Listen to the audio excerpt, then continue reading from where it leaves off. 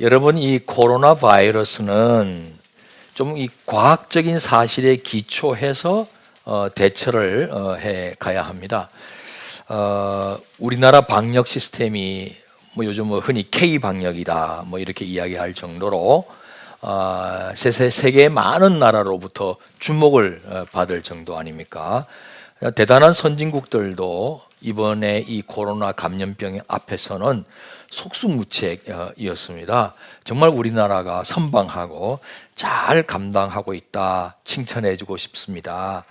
다만 객관적으로 과학적으로 안전하다고 해서 국민이 안심할 수 있느냐 하는 것은 또 다른 문제예요.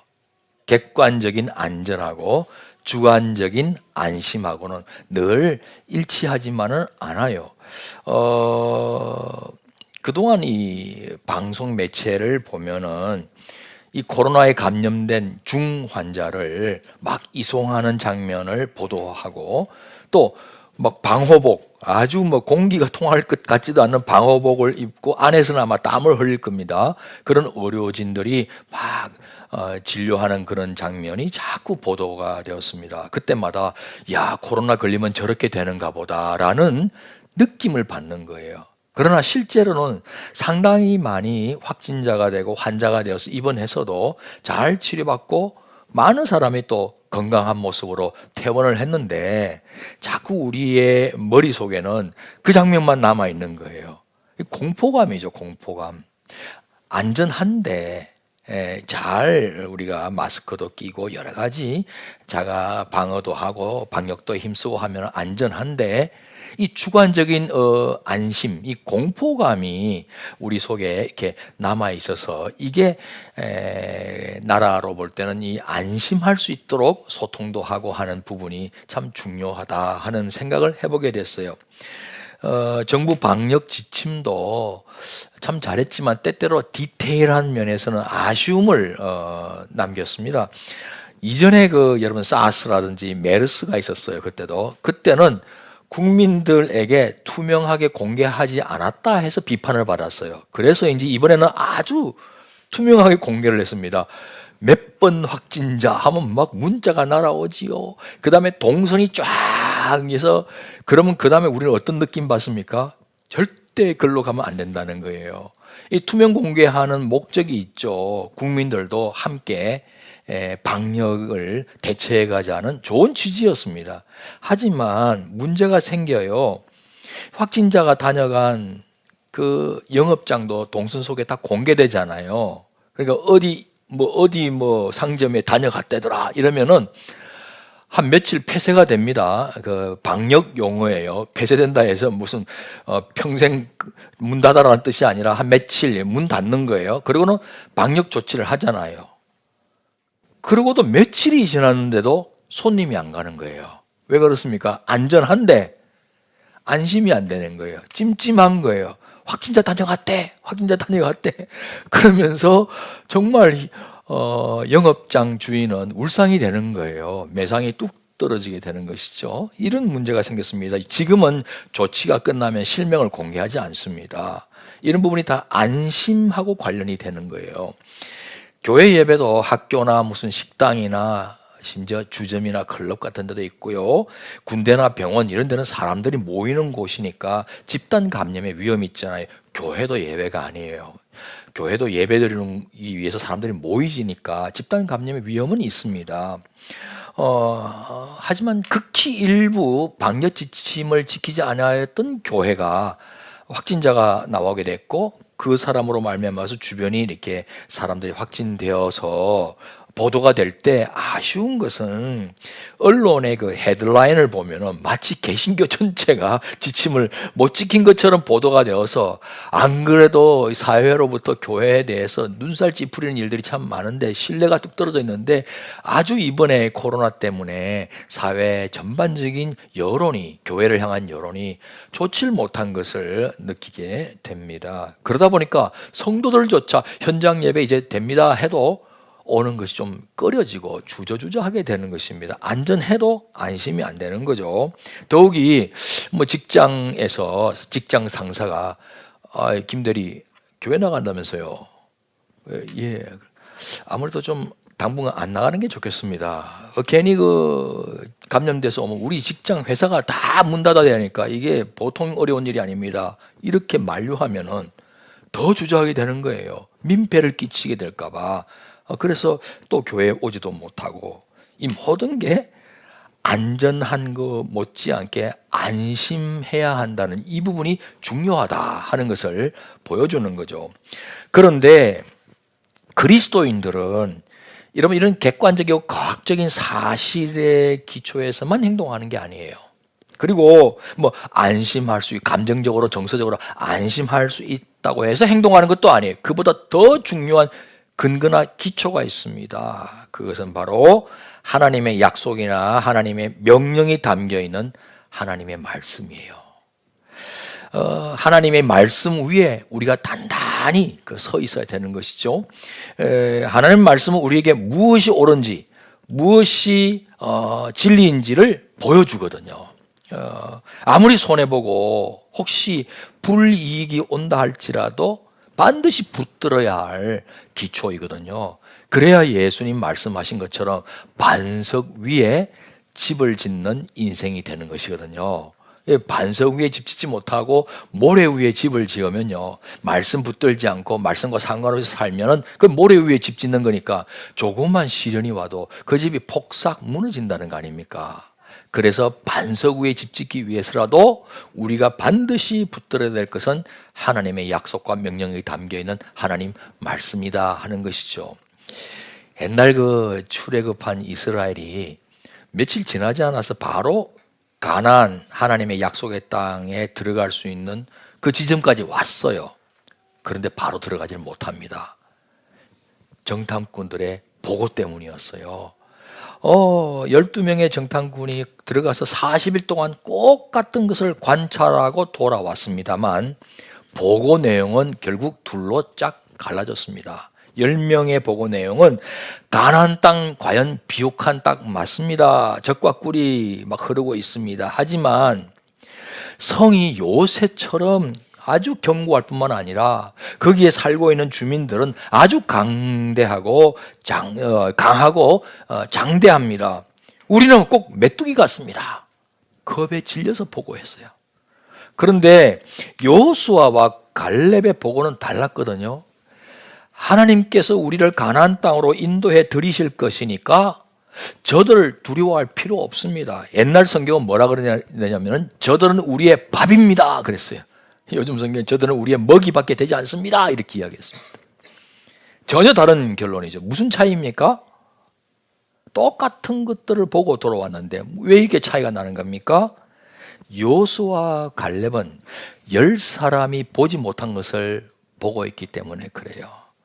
그것은 다름 아니라 하나님의 약속과 명령이기 때문입니다.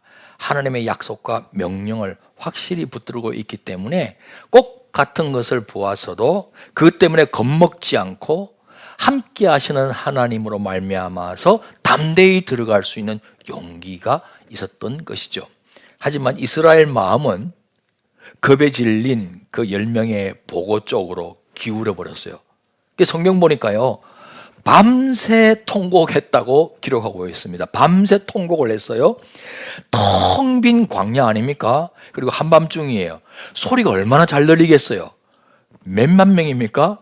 200만 명이에요. 200만 명 정도의 인원이 한 사람이 막 대성통곡하면서 우리를 다 죽이려고 그러느냐, 애굽에서 차라리 죽었으면 더 낫지 왜 여기까지 고생해서 와가지고 여기서 죽이려고 그러느냐, 막 모세를 원망하고 아론을 원망하면서 대성통곡하니까 아무렇지도 않았던 사람들도 금세 그 이야기를 듣고 같이 또 우는 거예요.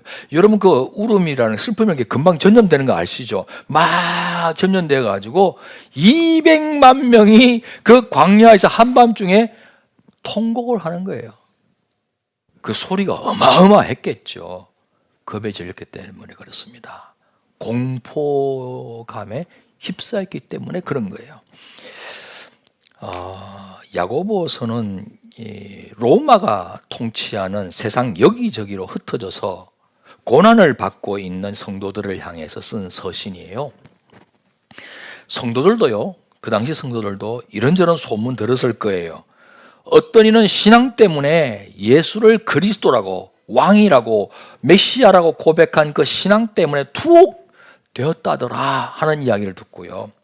어떤 이는 좋은 게 좋은 거라면서 세상 방식으로 처세하는데 잘 살고 있다더라 이런 소식도 듣게 되는 거예요.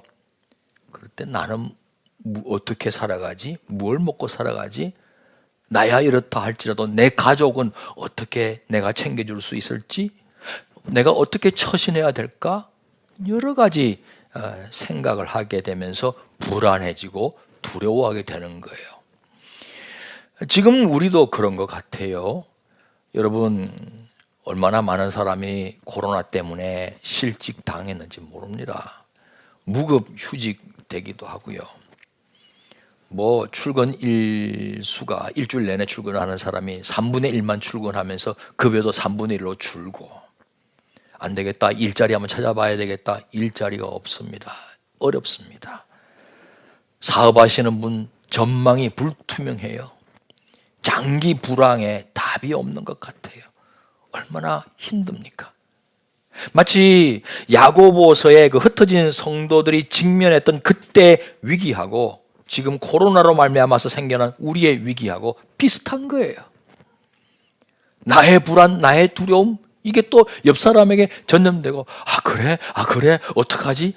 온 주변 사람들이 같이 안심하지 못하고 공포감에 휩싸이는 상황이라 이거예요. 이런 위기 속에서도 우리는 살아계신 하나님을 의지하면서 하나님 말씀 붙들고 살아가야 한다고 야고보서가 권면하고 있는 겁니다. 기본으로 돌아가야 한다고. 세상 제국의 위기 속에서 천국 백성으로 하나님 말씀을 꼭 붙들고 뚜벅뚜벅 걸어가야 한다라고 야고보서가 격려하고 있는 것이죠. 그리고 오늘 또 다른 기본을 소개해요. 기본으로 돌아가자. 그것은 바로 기도입니다. 기도. 공포감을 이겨내고 위기마저 기회로 바꿀 수 있는 그 기본으로 돌아가는 것이 뭐냐? 말씀과 함께 오늘 본문에 나와 있는 기도. 오늘 본문 두 가지 기도를 소개하고 있습니다. 하나는 믿음의 기도, 또 하나는 의인의 간구예요. 그 말씀 15절, 16절 한번 같이 읽어볼까요? 시작. 믿음의 기도는 병든 자를 구원하리니 주께서 그를 일으키시리라. 혹시 죄를 범하였을지라도 사하심을 받으리라. 그러므로 너희 죄를 서로 고백하며 병이 낫기를 위하여 서로 기도하라. 의인의 간구는 역사하는 힘이 큼이니라. 믿음의 기도, 의인의 간구, 이 단어가 딱 우리 눈에 들어오는 순간, 나는 믿음도 크지 못하니까 믿음의 기도 아닌 것 같고, 내가 무슨 의인이야, 완벽하지도 않은데 아닌 것 같고, 그러니까 이 말씀은 나하고 해당이 안 되는 것 같다라는 생각이 들죠. 근데 성경을 잘 읽어보면 좀 다른 것을 말씀하고 있어요. 먼저 믿음의 기도는 믿음이 있다면 누구나 그 믿음으로 드릴 수 있는 기도라는 뜻이에요. 믿음의 기도, 병든 자 고친다 했죠. 하지만 강조점이 어디 있는지 잘 보시면은 주께서 병자를 일으키는 데 있는 거예요. 주께서 일으키는 거예요. 우리가 믿음으로 기도하지만 병자를 고치는 것은 우리의 믿음 자체가 아니라 우리의 믿음을 통하여서 주님이 고치신다는 것을 의미하는 거예요. 우리의 믿음이 대단해서 치유 능력을 발휘하는 것이 아니라 우리의 믿음을 통해서 대단하시는 주님께서 치유 능력을 발휘하신다는 것을 역설하고 있는 거예요. 여러분, 예수님께서 하신 말씀이 있어요. 마태복음 17장 20절 하반절에 진실로 너희에게 이르노니 만일 너희에게 믿음이 뭐만큼요? 겨자씨 한 알만큼만 있어도 이 산을 명하여 여기서 저기로 옮겨지라 하면 옮겨질 것이요 또 너희가 못할 것이 없으리라. 겨자씨만한 믿음. 예수님께서 우리에게 대단한 믿음을 요구하신 게 아니에요. 정반대예요. 겨자씨만한 믿음. 여러분, 겨자씨가 눈에 잘 보이지도 않을 정도로 작아요. 그러니까 기적 같은 역사는 우리의 믿음이 대단히 크기 때문에 일어나는 것이 아니에요. 아주 작은 믿음이라도, 겨자씨만큼 작은 믿음이라도 어린아이처럼 주님을 신뢰하면은 대단하신 크신 주님께서 역사를 일으켜 주신다는 거예요. 그게 주님을 향하는 믿음의 기도인 것입니다. 그러면 여러분도 좀 할 수 있을 것 같죠? 우린 적어도 믿음을 갖고 주님을 바라보고 있잖아요. 내 믿음 작지만은 그래도 주님은 하실 수 있지 않습니까? 주님이 원하신다면, 주님이 뜻하신다면 반드시 일어날 줄 믿습니다. 저는 믿음이 작아서 뭐 내 입을 크게 열면서 내가 뭐 믿음으로 막 이렇게 기도할 수는 없다 할지라도 나는 어린아이처럼 주님만 바라보니 대단하신 크신 위대하신 전능하신 주님이 역사하시면 좋겠습니다. 그러면 역사가 일어난다 이 말이에요. 두 번째로 나오는 의인의 간구도 같은 맥락이에요. 야고보서는 앞서서 무엇을 의라고 했는가, 또 어떤 사람이 의인인가. 야고보서에서 의인은요, 위에 계신 하나님의 의이지 사람의 의가 아니에요. 그리고 그 하나님의 의를 우리에게 선물로 주신다. 그게 야고보서에서 말하는 의입니다. 선물로 받게 된 하나님의 의입니다. 그래서 선물로 받게 된 사람이 하나님과 바른 관계에 들어가서 은혜를 입고 그 이후에 그 은혜 안에 충실히 머물므로써 하나님과 바른 관계를 지속적으로 맺어가는 사람을 의인이라고 이야기를 해요. 여러분, 의인을 또 온전한 자, 완전한 자 이런 말로 비슷하게 구약 성경에 나옵니다. 그게 온전함이라는 히브리어 말로는 타밈이라고 그래요. 타밈. 여러분, 타밈에는 어떤 뜻이 있느냐? 나누어지지 않고 한결같다는 뜻이에요. 완벽하다는 이런 뜻이 아니라 나누어지지 않고 한 마음 한결같다는 거예요. 두 마음이 아니라는 거예요. 두 마음이 아니라. 그런 말이 있죠. 일편단심. 여러분 옛날 시조 임향한 일편단심. 하나님을 임이라 그런다면 하나님 향한 일편단심. 그게 온전함이에요. 그렇게 살아가는 자가 의인이라는 것이에요. 충성이에요. 일편단심 충성이에요. 한 마음이에요. 하나님 믿는 듯이 하면서도 세상 의지하고 세상 믿고, 이건 두 마음이잖아요. 이중 충성이잖아요.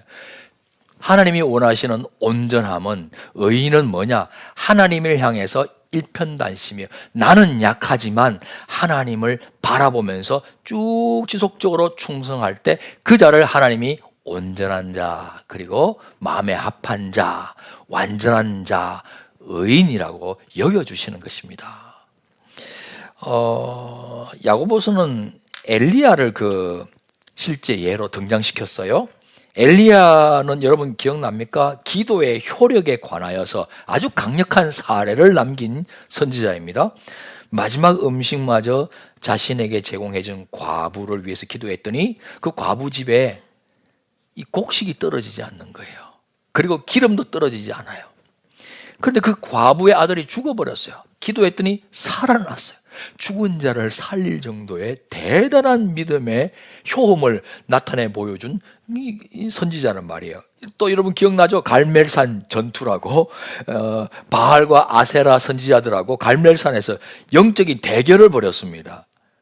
어느 신이 더 참신인가 우리 한번 대결해보자 해서 전투를 벌였거든요. 영적 전투를. 그래서 제단 위에 제물을 쌓아놓고 물을 부었습니다. 불이 잘 붙지 않겠죠. 물을 부었으니까. 그런데 바알과 아세라 선지자들이 막 춤까지 춰가면서 불을 내려달라고 했는데 불이 안 내려오는 거야. 그런데 엘리야가 기도할 때 불이 임하는 거예요. 하나님께서 불을 내려주신 것이죠.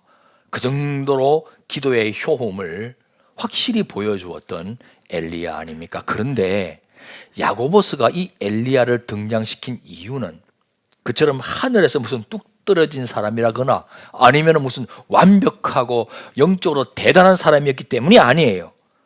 이유는 다른 데 있습니다. 17절 18절을 한번 볼까요? 같이 읽습니다. 엘리야는 우리와 성정이 같은 사람이로되 그가 비가 오지 않기를 간절히 기도한즉 3년 6개월 동안 땅에 비가 오지 아니하고 다시 기도하니 하늘이 비를 주고 땅이 열매를 맺었느니라. 뭘 말하고 있습니까? 엘리야는 우리와 성정이 같다. 대단한 게 아니라는 거예요. 우리와 같다. 우리처럼 엘리야도 고난을 겪었고, 그런데 그 고난 가운데서도 우리처럼 연약했겠지만 그럼에도 불구하고 마음이 나누어지질 않았다. 마음이 나누어지지 않고 일편단심 하나님께 충성하면서 하나님만 바라보고 하나님께만 기도했다는 거예요. 그랬더니 비가 오지 않다가 다시 기도했더니 비가 올 뿐만 아니라 열매까지 맺는 기적을 하나님께서 베풀어 주셨다. 이것을 야고보스가 말하고 있는 거예요.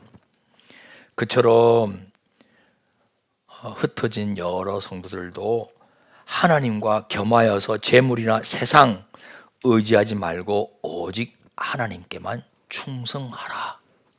그러면 하나님께서 후히 주시고 꾸짖지 아니하시는 하나님께서 하늘의 지혜를 주실 뿐만 아니라 하나님의 크신 역사를 그 인생 가운데 일으켜 주셔서 천국의 열매도 맺게 해 주실 것이다 라며 성도들을 격려했던 것입니다. 사랑하는 성도 여러분, 우리는 고난당하면 어떻게 해요? 되게 자연스럽게 기도하게 돼 있어요. 힘드니까 하나님 찾잖아요.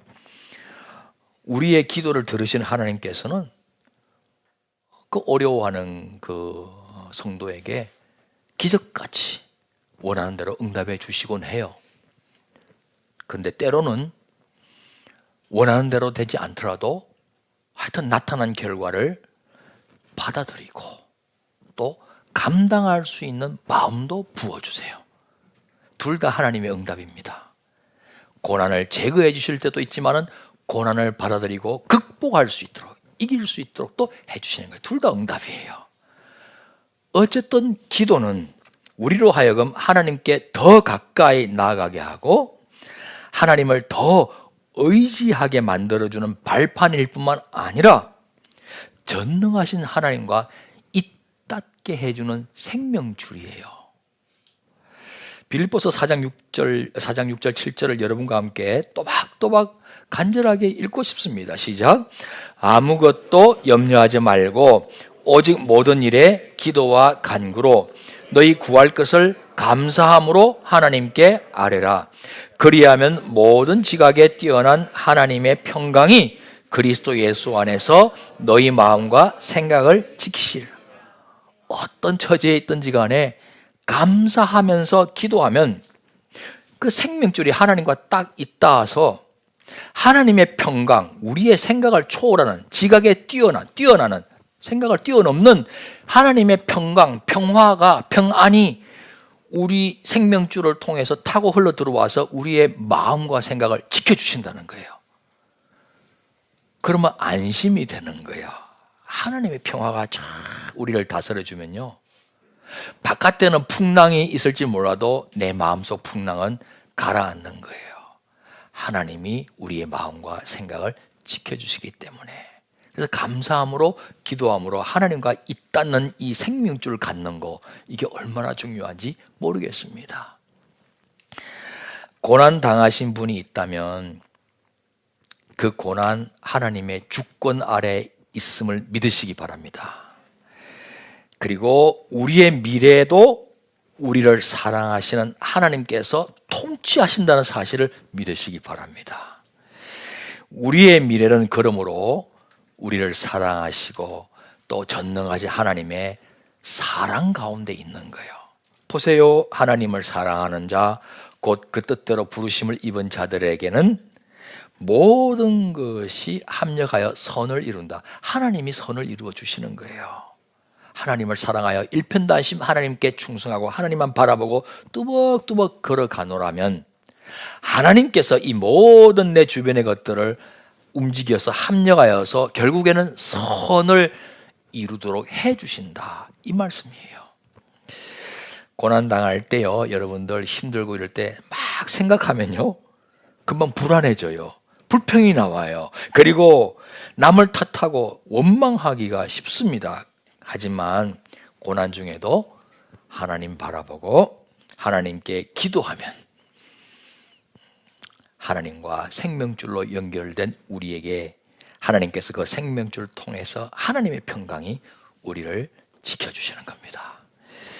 우리가요, 구체적인 답을 보지도 못하고 듣지도 못하고 만지지도 못해도 전능하신 하나님 안에는 분명히 답이 있는 줄 믿습니다. 그럼 때에 따라서 가장 좋은 때, 가장 좋은 방식으로 우리를 위해서 제일 좋은 그 답을 보여주실 줄 믿습니다. 우리는 지금 안 보여요. 달라진 것도 없어요. 그렇지만 한 걸음 한 걸음 주님을 충성하는 마음으로 일편단심으로 뚜벅뚜벅 차근차근 걸어가노라면 언젠가 가장 좋은 곳에 도달하도록 하나님이 목자로서 이끌어 주신다 이 말이에요. 우리 중고등학생 오늘 입교도 하고 세례도 했는데 미래가 어떻게 될지 이제 공부하다 보면 입학 시험도 앞에 있고 막 여러 가지 생각이 많죠. 하나님이 예비한 곳으로 이끌어 주시는 것이 여러분을 위해서 제일 좋은 것인 줄 믿습니다. 그래서 인도함을 구하는 게 좋아요. 여기에 꼭 합격하게 해주세요. 이것보다도 하나님 어느 학교가 제일 나에게 맞는 학교고 그 속에서 어떤 만남을 하나님이 예비해 주셔서 그것이 나에게 정말 유익한 만남이 될 수 있는지 저는 잘 모르니 하나님이 예비하시고 인도해 주세요 하고 기도하시는 거예요. 감사함으로 분명히 그렇게 해주실 줄 믿어요. 그렇게 기도하면은 그래서 미리 앞당겨서 감사하는 거예요. 이 감사절에 감사하는 거예요.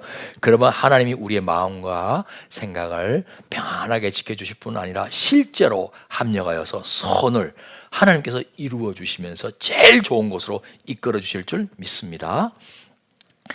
오늘 감사절 줄인데 여러분 설교 전에 영상 보셨는데 저는 참 감격스럽더라고요. 송구영신 예배 장면 우리가 저랬구나. 학교에서 다 같이 모여서 예배드리고 또 청소년부는 그때 여기서 예배드렸겠지만은 또 주일학교 아이들도 여기저기 다 모여서 하나님 앞에서 뛰어놀았잖아요. 우리가 그 시절이 너무 그리워요. 그러다가 코로나 뻥 닥치니까 야 이게 뭐지? 미증류의 사태, 한 번도 경험하지 못한 초유의 사태를 겪으면서 어찌할 바를 우리가 몰랐어요. 그런데 기도하였더니 평안한 가운데 그래 예배자로서의 본분을 지키자, 기본에 충실하자 해서 어떻게 하면 예배를 드릴 수 있을까? 어떻게 하면 성도들이 모일 수 없으니 인터넷을 통해서 다양한 방법으로 다 지혜를 모아가지고 결국 여기까지 오게 된 거예요. 하나님이 우리의 그 모든 수고를 기뻐 받으신 줄 믿습니다. 그리고 앞으로 더 좋은 곳으로 더 좋은 예배 방식으로 주님께서 이끌어 주실 줄 믿어요. 여러분 고아는요 아무리 슬퍼도 아무리 아파도 혼자 삼켜야 돼요. 아무도 이해해 주지 못하잖아요. 혼자잖아요. 고아는. 그런데 그 영상 보면서 우리는 고아가 아니었구나. 아버지 하나님이 함께 하셨구나. 그래요. 아버지 하나님 앞에는요. 여러분 기도 다 할 수 있고요. 기도가 안 나와도 기도가 안 된다고도 기도할 수 있어요. 그리고 아주 화가 날 때도 있어요. 하나님에 대해서 섭섭할 때가 있어요. 어찌해서 이런 수가 있단 말입니까 하나님 하면서 어찌하여 이렇게 하면서 탄식하고 원망도 할 수 있어요. 그걸 다 하나님께 하시라는 거예요. 우리에게는 그런 아버지 하나님이 그런 하소연하고 때를 부릴 수 있고 원망도 할 수 있는 대상이 되어 주셔서 제일로 감사 제목입니다. 그 아버지 하나님 없는 영혼들이 이 세상에 참 많잖아요. 영적 고아들이 이 세상에 많아요. 그들은 어떻게 이 위기를 극복할 수 있겠어요? 하소연할 데가 없는데. 근데 우리에게는 아버지 하나님이 있어요. 그게 제일 저는 감사 제목이에요. 지금 우리의 예배를 받고 계시는 하나님을 찬양합니다. 우리가 어떤 처지에서도 오히려 감사하는 마음으로 하나님께 기도한다면 우리는 그게 믿음의 기도를 드리는 것이 되는 거예요. 그리고 하나님께서 역사하는 힘 많게 해주시는 의인의 간구를 드리게 되는 겁니다. 그래야만 하나님께서 이 공포 바이러스의 감염을 막아주는 가장 강력한 영적 백신을 주실 줄 믿습니다. 더 나아가 가장 강력한 영적 치료제도 우리에게 주실 줄 믿습니다. 하여서 위기를 이겨나가게 도와주실 줄 믿습니다. 일편단심으로 하나님께 기도함으로 안전할 뿐만 아니라 안심도 할 수 있는 천국 백성 되기를 주님의 이름으로 축원합니다. 일어나셔서 결단의 찬양을 드리겠습니다.